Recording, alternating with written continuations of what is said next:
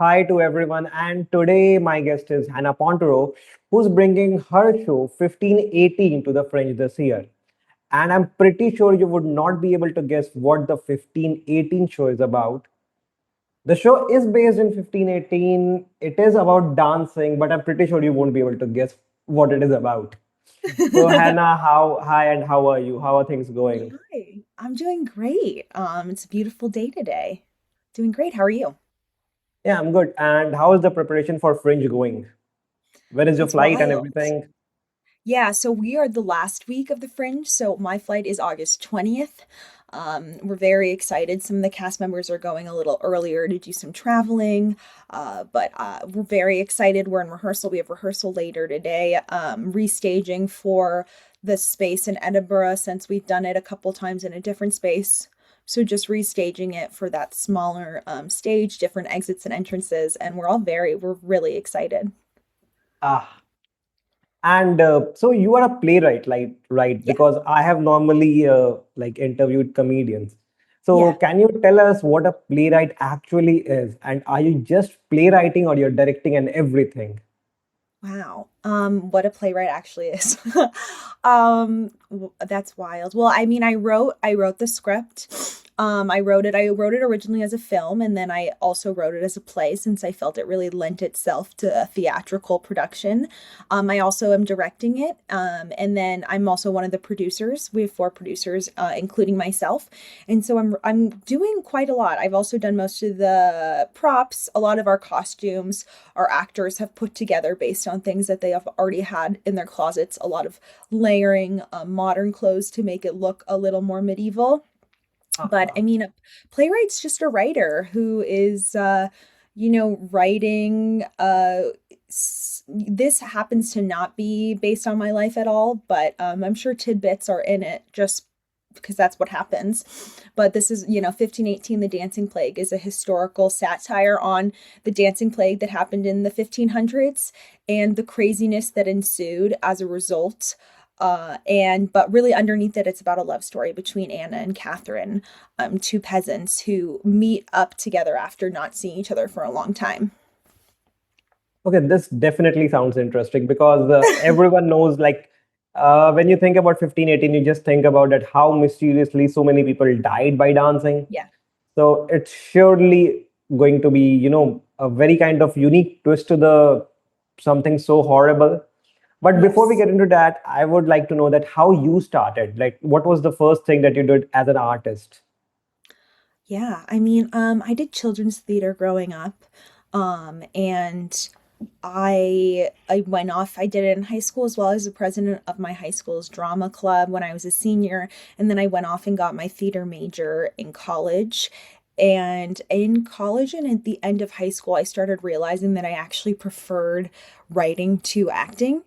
And so I started writing and I was able to win an award my freshman year of college with Ensemble Studio Theater in New York. And that kind of pushed me to keep writing. And I've just been writing ever since different shows, television shows, films, plays. I've worked for a lot of incredible showrunners in Los Angeles and New York and learned from them, hopefully. And yeah, I've just loved any sort of narrative storytelling since as long as I can remember. So, what's your favorite genre to write? Comedy, musical, or drama? What's your favorite genre? I mean, comedy's my favorite. I think I just somehow keep leaning towards satire, whether I want to or not. It just kind of happens naturally because the world feels so upside down. So it's really, it's fun to poke fun at what's going on now with, something that seems like it has nothing to do with it. So I feel like I really fall into satire a lot. Comedy, I originally wrote this play as a straight drama, and I realized it was not working at all. So that's when I switched it and made it more funny. So, what was the first play or series or movie that you wrote when you thought to yourself, okay, this is something, I have done Ooh. something Oh, that I wrote or that I saw? that you wrote? Oh, okay. Um, I wrote, I mean, the first thing I did an adapted abridged version of Macbeth Ah, from the POV of Lady Macbeth when I was a senior in high school, and there's a drama competition called D-Task in Southern California, and we were a part of it, and we actually won first place. And that's when I realized, oh, I actually potentially might be good at something.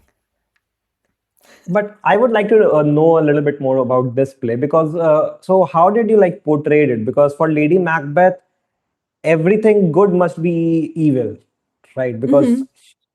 so it must have been a very different kind of plot because originally when we read Macbeth, we see that okay, Lady Macbeth is kind of the evil one, but Right. when you go to her POV, it's Yeah. just the opposite. Right. She's not so evil from her POV. Obviously, no one's evil from their own point of view.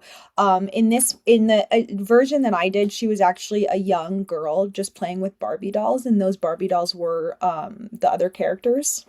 Ah. So it was more like a game to her. It was fun rather than malicious. But she always, all my characters are always seemingly bright and, yeah, funny and kind on the outside, and then usually there's a deeper something behind them. So you like writing layered characters. Absolutely. Of course. But it must be very difficult, because first of all, when you write a character, you're visualizing them in your head, and then you Hmm. have to hand over the script to someone, and you're not sure whether they will actually match the version that you have in your head. Yeah.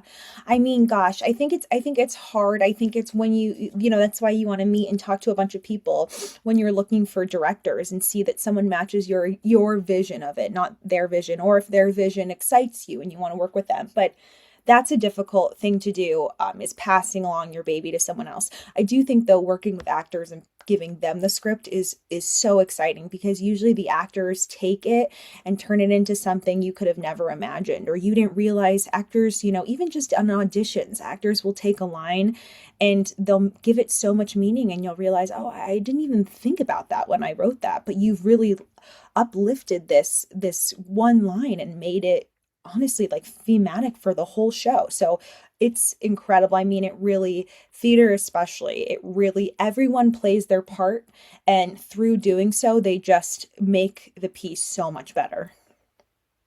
But as a playwright, you have to submit the writing first, and sometimes you Yeah. don't know who are going to be cast. So it's very Right. difficult to picture your characters in a very random voice. Yeah. I mean, yeah, some people write to a certain person they have in mind, even if that person doesn't end up playing it, that kind of type.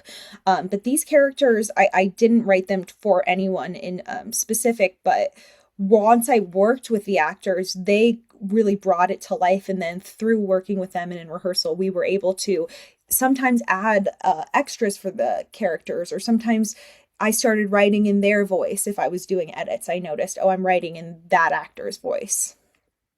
Man, I just love writing so much because I think that it is one of the most hectic jobs. Like even when you're in a creative block and you have like exhausted yourself, you just have to continue pushing yourself. So what Yeah. keeps you going through those blockade times? Whew. Um, I I don't remember who said this, but someone once said that writers hate to write; they love to have written, and I think that's so true. I hate writing. If you were to ask me to write something right now, I mean, I would do it, but I would be like, ugh. But having written and having a piece to show is delightful. So it's not as much as block for me. It's more because I am doing it passionate, you know, out of passion. I'm sure if someone told me that I had to write this specifically, there'd be more blockage. But for me, it's more of an inspiration place. So I don't really have blockage, but the discipline to sit down and write is really difficult. Some people are incredible. I have some friends who are just so good at sitting down every single day and they're amazing. But I have months where I can't stop writing, and then I have months where I just do not write. And the discipline is what's so difficult because it's not fun to sit there and type or to write. It's what's fun is what comes after. Yeah. So I read somewhere, like I read a couple of interviews about, creative block. So I used to be a writer Yeah, myself. I used to write great. poems and like absurd. absurd dramas where it's a Yeah. dream sequence. And so I Fun. read somewhere that there is nothing like a creator's block. All you need to Mhm. do is just tell yourself that this might be mediocre and just continue working with discipline. Yeah, yeah, that sounds right. I mean, it's really hard. I mean, there's been many times where I've sent even this script to people and they've thought they didn't get it, they didn't like it, and I thought, well, this is stupid, and I would, just move on and keep writing other things. And this especially because I wrote it in 2020, 2021. I've sent it to someone who was like, I don't get it at all. And they were someone I really respected. So I did put it away for a while. And then I came back to it and realized, well, I like it. And I think that and pushing with, and then with the community helping me and the actors. And then I'm really glad I went back to it because it's delightful. And I actually think it's better now that we have some time away from COVID. I think it's funnier now that we're not in it still. I think sometimes it's hard to laugh at events when you're in it, but it's a little easier once you've moved past. You already answered my other question, but I'll ask it again. So Okay. writing is a very personal thing, just like comedy and everything. Like, Yeah. I don't think it's a, like group activity. So when you like Yeah. show your material to someone and they're like, okay, it would be better if you make this changes. And sometimes, okay, this might be a little too personal question, but you can answer it. But Okay. sometimes it might get into your head, okay, this suggestion is so much better, but how the Mm, fuck this actor can give me suggestion? Is there a little bit of jealousy or envy there? no, not at all. Not at all. You can't really have a big ego when it comes to this. And ultimately, it is a group project. And if anyone's saying that they did it 100% without anyone's help, they're lying. I mean, maybe comedians are different. I'm not sure. I've never written like a tight five or anything, but I'm sure it's the same. I mean, the actors sometimes have the most brilliant instincts and lines for these characters. And I'm like, why am I even here? And then and then they'll take something I wrote and bring so much dimension to it. I'd really be nothing without. I have a writers group that I've met at 8 p.m. on Tuesdays, pretty much every Tuesday for about 5 years. And I respect and love all of their criticism and, usually take it because they're so intelligent with their notes and their ideas. And they know my voice and they know how to elevate it. And they're incredible. And without them, I mean, gosh, so many scripts that I've written wouldn't have finished. So I'm really grateful for their help. And then also the actors are a huge help and our producers are a huge help. It takes a village. It says my name. And obviously I wrote it and wrote the bulk of it, but some of the best additions are either from other people or just from being in the rehearsal room and playing and thinking. For example, the ladybug in the show is a cat-toy ladybug, and I Uh-huh. was watching our town crier and I thought, someone at some point people wanted like a realistic looking ladybug. And then I was like, what if I just ordered a cat toy? I have cats. If we don't like it, they'll play with it. It's okay. And it's so fun and silly. And it's almost because the actors are so open and silly, it helps me to be the same and just try stuff. And that's where theater, is incredible, and film and television are great too, but with theater you just have time to play. And sometimes in those moments of play or like our joke run-throughs where people are being silly, sometimes I'll be like, "Stop. That's actually the best you've ever done it. Let's add that." And so we're just able to play and have fun with each other. And rehearsal is, I hope the actors feel the same way, but it's fun, just we're playing around like kids having fun with the material. Yeah, I read somewhere that this is a very low pressure, like the process was very, there was a very less pressure in the like writing process, and it explains like what you said explains why it was such a low pressure out there, because everyone was so accepting of everyone's ideas. So no one Yeah. was under like any kind of stress that okay you have to do something, because you're trusting your entire team that okay they will make it funny. They'll so Yeah. I I think mean, this is why it was less pressure, right? yeah, I mean, look, I wrote the script I wrote the script, I guess, 5 years ago. So the script has been sitting, and then I had to abridge it for Edinburgh because they are time limit. It's a 90-minute script. I had to limit it to 50. And so that was a whole test in itself, killing scenes that weren't my favorite, and a lot of the times that means really silly scenes that don't actually add to the plot or the first to go, right? Because I have to keep the love story between Catherine and Anna. That's the show. And that was really difficult and really hard. But it's low pressure just because we're having fun, and obviously we've raised and we've put a lot of money into our Fringe run and to our run at the Echo Lodge Theater in Venice, California. But it's still, if you can't have fun with it and lighten up, then there's no point, especially for theater. I mean, it's just that's especially this piece. I mean, it's supposed to be silly and fun and escape from the real world. And then hopefully at the end you realize that you actually were feeling deep things while you were watching. You were just kind of masked by the laughter. And hopefully towards the end, the laughter kind of settles a bit and you realize, it's about love and human connection. So, first of all, the poster is fantastic. It's like really engaging. Thank you. That's Max Dorado drew it, who's a great friend of one of our producers and mine now, and he's incredible. And I gave him an idea of what I wanted, and he just went with it, and it gets better and better. He's not even. This is crazy. He's not. That's not even. He's not an artist as a trade. It's just something he does for fun, and he's so good. It's unbelievable. But yeah, he's incredible. And then Cameron Radenberg does lettering and signs. He did the title, made our own font, which is gorgeous. And this, honestly, I'm not wearing my shirt today. I'm wearing my St. Vitus shirt, which also has to do with the play. But I love all of our merch and our logos. It's incredible. He did such a good job. I want to get it tattooed, but not really, but maybe a fake tattoo. Yeah, you should get a tattoo of that poster. That's brilliant. So the thing is that when I saw that poster, I didn't know about 1518. Then I Mhm. researched and I was like, what the fuck?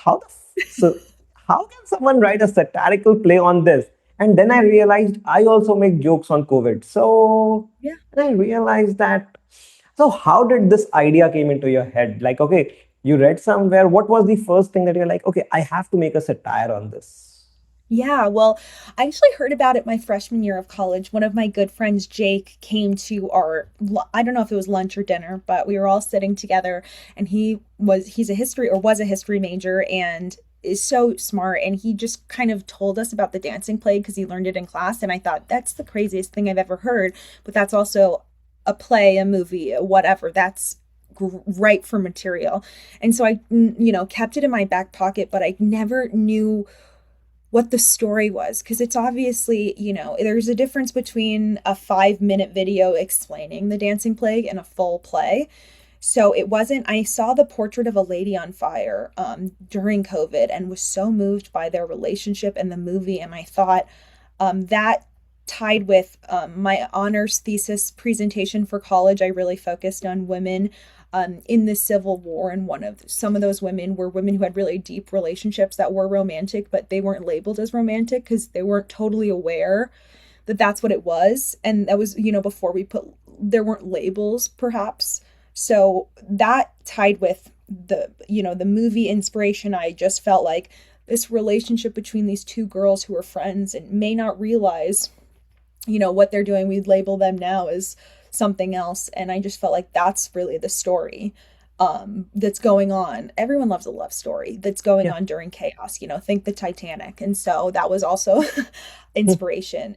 And but yeah, no, it's crazy. I mean, again, I wasn't planning to make it satire. I wasn't planning to make it funny. I realized that it's really hard for me to be 100% serious. I make a joke out of everything because that's how I cope with trauma. And so when I leaned into that part of myself, the play really came alive. And yeah, I just kind of kept going with that. And our town crier narrator is whatever stroke of inspiration made me create them. They're so good in teaching you about the plague, but also being hilarious, and working with Brittany Shields, the actor who plays them, has just really brought it alive, and she's brought a lot of really funny things to add to that character. So another thing I wanted to like talk to you about on this play is that this is the dancing plague. So your Yes. choreographer is Sydney Diamond, right? Yeah. And Yeah. she must have had a major role to play because this is the dancing. So Yeah. how difficult it was for her? Because I think that she is one of the core parts of your team. Oh my God, of course. She's one of the biggest parts of the team. And then she was kind enough, when I realized it might be nice to have a really strong dancer in the ensemble as well. She was kind enough to step in and be an ensemble member, for the show. So she's in it as well. I mean, look, we had our first Zoom meeting, and I instantly knew she was the one I wanted to work with. My dance knowledge is small. The last time I took a dance class, I was probably 11 years old, so I needed someone who could come in and really teach the actors, teach me more about dance and how we can apply it. And she's created a fantastic language for the actors and for the audience on how this plague, how the symptoms show in the dancing. You know, when you first get it, we think of it in terms of elements. When you first get the dancing plague, you're in a very air like state. It's freeing, it's loose, and then it goes to fire where it's more erratic, and then it goes to water where it's similar to air, but there it's heavier. You know, you're pushing against the elements. And then the last element before death is earth, where you're really grounded and not in a good way. You know, you're on the ground, you're fighting for everything. And so that's, if you watch the show with that in mind, you can see the actors be at different stages of the plague, and she's created that language brilliantly. And then she's choreographed two dancing scenes in the show that just light up the show in such fantastic ways. My only wish is that we had more time and could do more dance numbers, and hopefully, you know, after Fringe we'll be given that opportunity to do so, because she's so amazing at creating beautiful choreography, but also choreography for people who maybe aren't dancers first, who are more actors, more movement. It's you know, it's difficult, but once you pick it up, you get it, and it's fun, and it's, you know, it's an homage to so many amazing choreographers throughout history. I mean, it's really deep, and obviously, you know, the drag scene and voguing, and it's a love letter to dance. It really is. And yeah, my only wish is that we could have more time and dance more, because it's incredible. And the ability to move a scene just by dancing it's great. She's fantastic. I'm so glad that I somehow got connected with her. Well, you're one step ahead of me. You again answered my next question, which was how are you like managing the mood swings? So I'll just Yeah, think of another question, which is yes. So dance is something which is a very jolly and carefree thing. But right. when you think about 1518, Mhm. it's a cry of, like cry of helplessness, it's desperation. And then again, you are bringing laughter into it. Right. So Yeah. how difficult was this to pull this off? Like you are making people dance on something that's like they're desperate to stop, but they can't because, Mhm. and then you are making it funny. So it must have been like a really tiring process that's must be going into your head and your choreographer head and the director's head and everything to, just make all these, contrasting emotions feel to the audience. Mhm. Yeah, I think the advantage is that because I'm directing it, I didn't have to explain it to someone else and see if they got the tone. I mean, I know the tone, so it's easy for me just to direct it and portray the tone through the actors. But yeah, I mean, we try to make it not, we try to, you know, there are levels in the show. We try at the beginning for it to look like something actually silly and fun. And oh my gosh, who's that crazy lady dancing in the middle of the streets? Because that's what it was before it became this mass hysteria event. And then, you know, as the play goes on, it gets scarier and scarier. And you realize it's not, you know, it's not funny anymore. And I think that's just the actors being really great at playing with the tone, and there are, you know, beats in the plot that clear I won't give anything away, but that clearly signal to the audience that it's no longer fun. It's not funny, actually. It's really serious. And I mean, I think so much of tragedy is funny because I know for me, that's how I cope. And like, what else are you going to do? I mean, the world feels upside down a lot. And sometimes you do have to laugh at the craziness of it. I mean, think of COVID. I mean, you had to, at least for me and for my family, there were moments where we had to laugh about, like using what ivermectin from horses to like not get the COVID. It's like, that's very silly. Or how we weren't listening to, not to get too political, but we weren't listening to medical, people who were giving us serious, real advice, and some people ignored them. Like, that was silly and that was crazy. So you take that and you put it in something that happened so long ago that no one actually has a direct or feels, still emotional about the lives that were lost, and you're able to kind of laugh and be like, this is so funny, until you realize what I'm pointing at, which is something that we all lived through loosely. I mean, it's not a perfect one to one, because obviously COVID was very real and it was not mass hysteria, but just the way the government handled it, at least in America, I can't speak for all the other countries, but it was silly, and it's devastating because real lives obviously were lost, and it happened not too long ago, and I think we're all still, I mean, if you look at young people who like miss school or missed, whatever, it's really affected people. I'm sure in the decades to come, scientists will definitely be able to point out behaviors as a result of the isolation in young people who didn't know any different. Yeah, it was the same. Every government handled it in a very silly Yeah, way, and that's what yeah, made it funny. Like now that we think about it, now we had like enough time to grieve on it. I won't say there is like a grieving period. A grieving period could differ for everyone, but at least I absolutely. think that when you bring the essence of laughter to something so tragic, like something so Mhm. tragic, you have a reason to remember that moment with not grief, but like you don't, I think I would say that you don't get depressed thinking about it because you have laughed on this. Yeah, I mean, yeah, that's how I cope. Some people have said it's one of my worst qualities. Some people have said it's one of my best. And for I can't say, but it's like Shakespeare and Hamlet. The grave diggers are the funniest characters. Well, that's debatable, but they're very funny and they're silly as they're digging graves. And that's the biggest place to point out. And we're talking about comedy that's just dark because we've all, lived through some dark times. I think I actually wrote a joke. I don't remember exactly what the joke was, Mhm. but I was like, so was a joke I wrote after the COVID because COVID hit me very hard. It hit me very hard, so all I could do was joke about it. So I Yeah. wrote that it was about grave diggers only. So we don't have Hmm. grave diggers in India. We have funerals, like people cremate here. So the joke Yeah. was something that there was this guy who has a like huge joint family. Around 25 members lived in the same house. So one of them died due to COVID, and the person at the cremation yard said, "Okay, now we have a regular customer at least." Oh my God.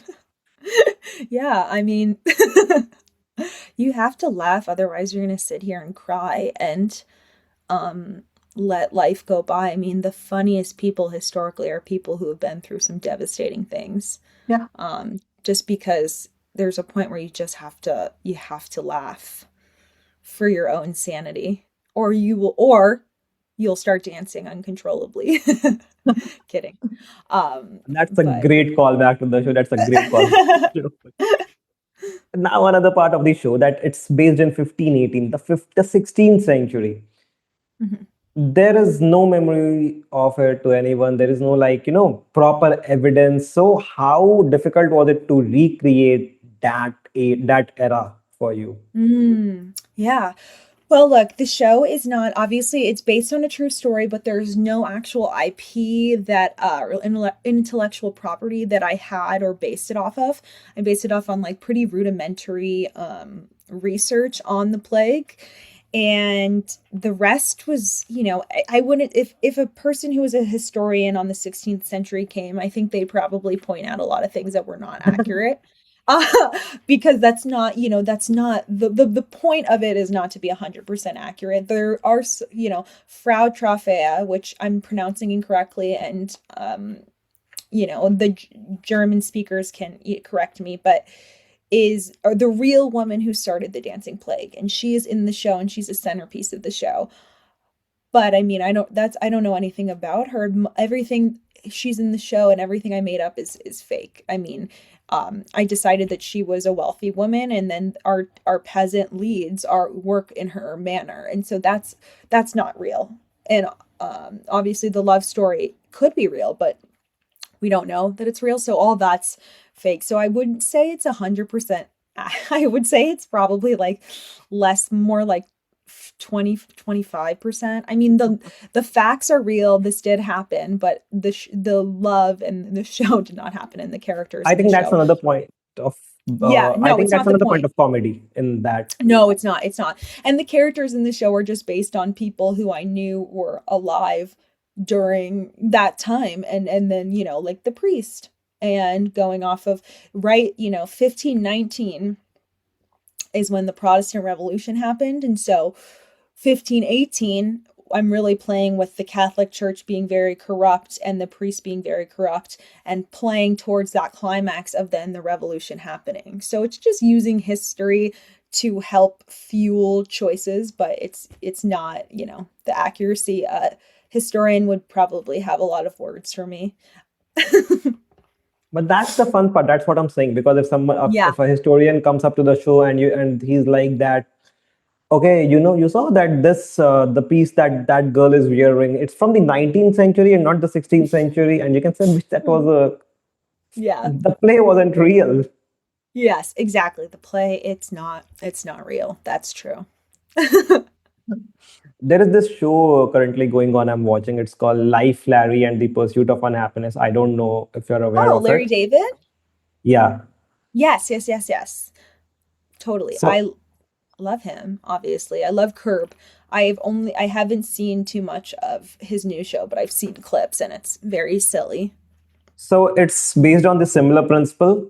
Like he takes the invention of telephone and he like just twist it in a very Larry David way. So when you have Hmm. read about your play, it reminded me kind of that, but yours is a little too tragic. Yes, mine's definitely more tragic. It lacks, the Larry David-ness of it all.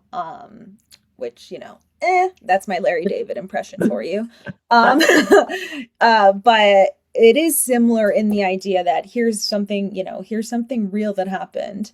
But his is straight silly. I think our play is, most of the actors, except the town crier, are in a serious drama to them. Like, this is real, this is happening.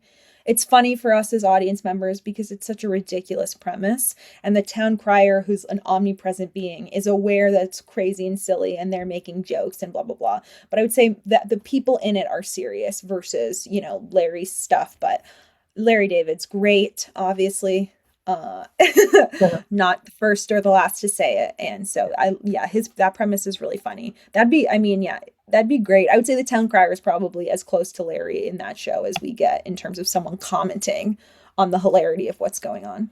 So can we see some a bit of some awkwardness in the show also? Awkwardness? Yeah, that Yeah. the kind that will make you Yeah. go, okay, what the fuck? Like this, Oh. something like this.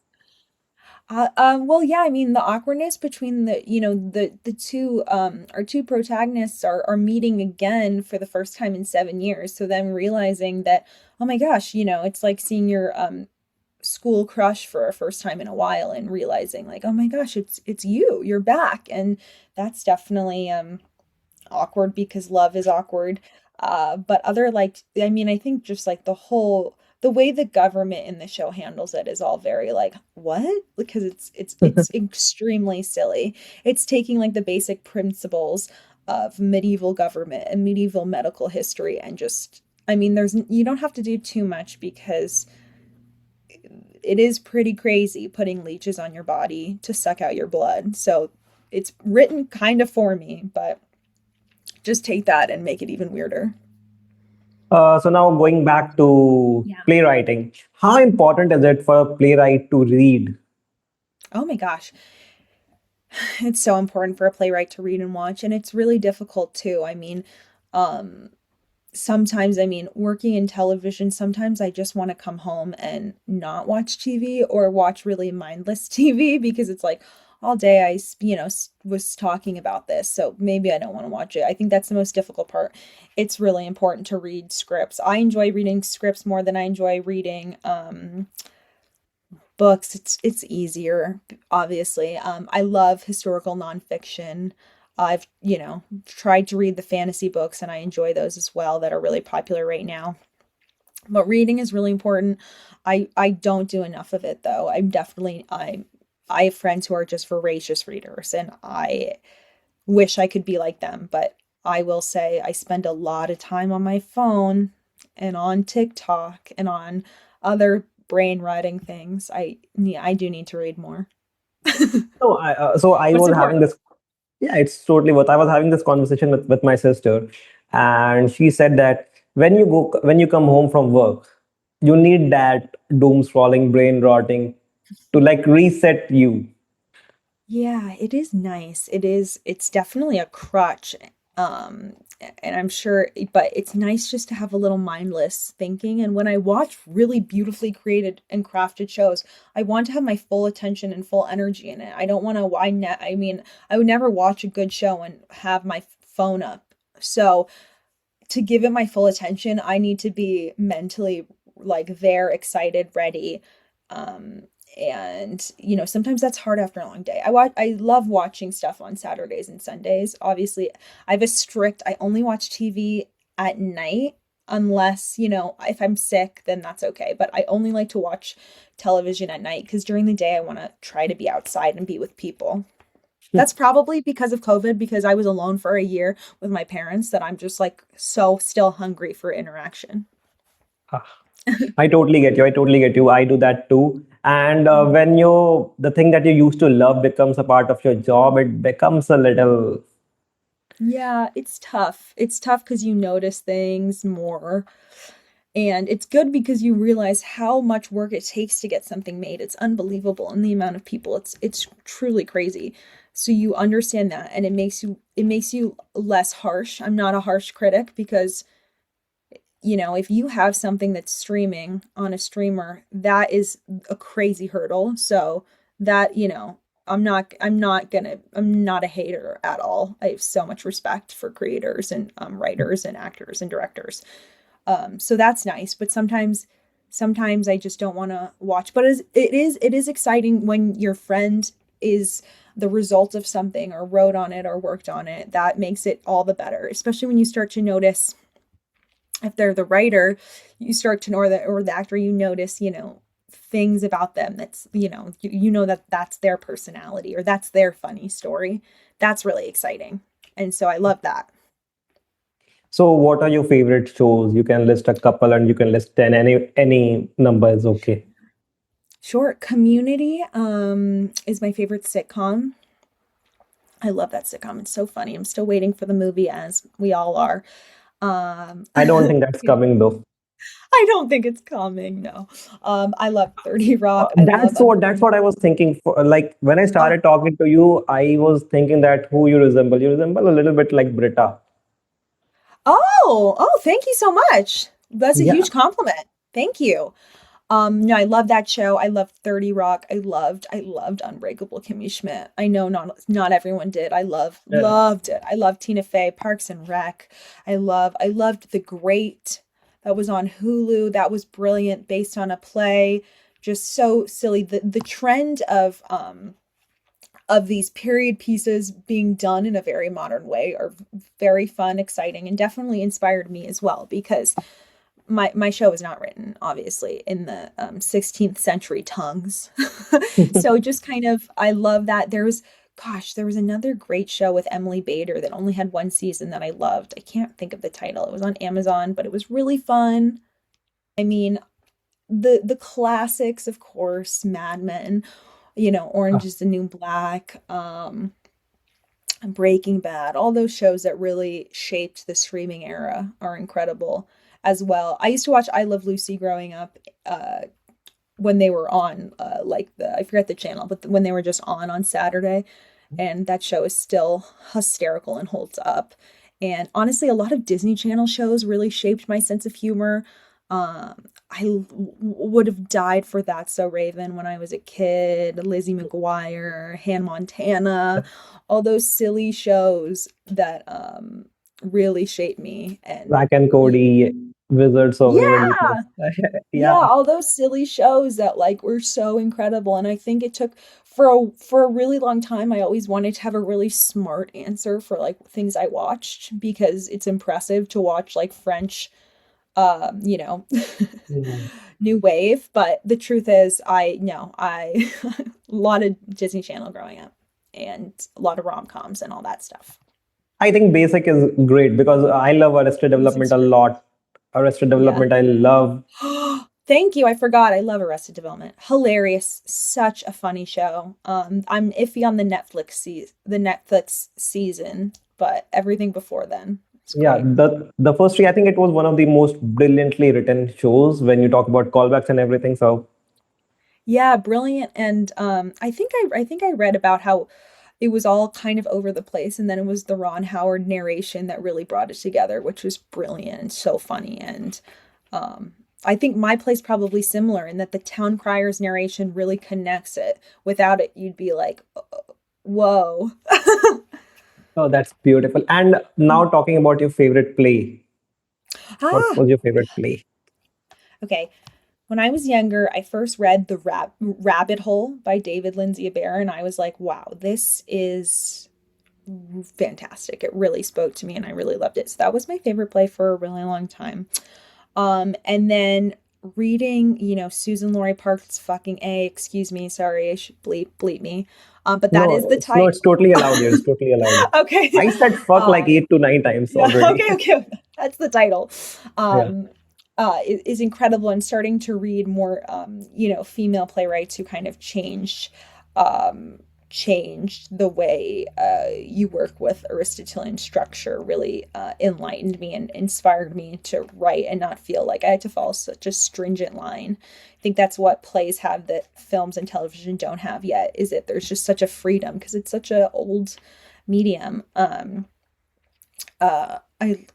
Something Rotten is a musical, not a play, but I love that musical. It's hilarious. Anything that's smart and silly is like perfect for me. Especially if it's, if there's a little history inside, then that's kind of tapping all the things I love. I first saw Billy Elliot, also a musical, when I was like 9, and that just like lit a spark inside of me to want to do theater forever, which is crazy because nothing about that show relates to me whatsoever. But I really liked it. Uh, and Rosencrantz and Guildenstern Are Dead, Tom Stoppard, hysterical. I love that play. I more love the movie that, I don't know if you know this, if now I'm gonna plug Disney, but Lion King 1.5. Lion King, the first one is Hamlet, obviously, and Lion King one Yeah. and a half is Rosencrantz and Guildenstern Are Dead, and it's Timon and Pumbaa POV, and it's the funniest, smartest thing for children. And it was my favorite movie growing up. And then when I read the plays and I realized that they were just doing what Tom Stopper did, my mind was blown. It's hysterical. Nathan Lane can do anything, Yeah, and I'll obviously. laugh. And yeah, the producers, speaking of him, Lakaja Falls, just yeah, incredible. It's really funny. You should watch it. It holds up brilliantly. I hope it does. I don't want to lead you Yeah, astray, but it's I really would definitely watch it because I love a story being told by another person's POV, like you said with, yeah.